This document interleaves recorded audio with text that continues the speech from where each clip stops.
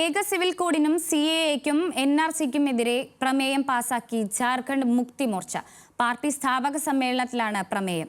സമ്മേളനത്തിൽ കേന്ദ്ര ബജറ്റിനെ സംസ്ഥാന മുഖ്യമന്ത്രി ഹേമന്ത് സോറൻ രൂക്ഷമായി വിമർശിച്ചു. ജാർഖണ്ഡ് ജനതയ്ക്ക് ഗുണം ചെയ്യുന്നതൊന്നും കേന്ദ്ര ബജറ്റിലില്ലെന്ന് ഹേമന്ത് സോറൻ പറഞ്ഞു.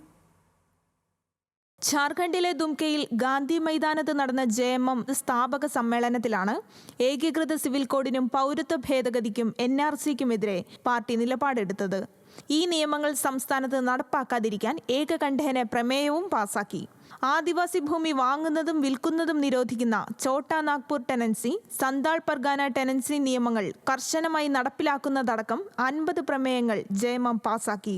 JMM അധ്യക്ഷനും സംസ്ഥാന മുഖ്യമന്ത്രിയുമായ ഹേമന്ത് സോറൻ ഉൾപ്പെടെ മുതിർന്ന നേതാക്കളെല്ലാം പങ്കെടുത്ത സമ്മേളനത്തിൽ പാർട്ടി ദുംക ജില്ലാ അധ്യക്ഷൻ ശിവകുമാർ ബാസ്കിയാണ് പ്രമേയം അവതരിപ്പിച്ചത്. തുടർന്ന് പ്രമേയങ്ങൾ മുൻഗണനാക്രമത്തിൽ അംഗീകരിച്ചു.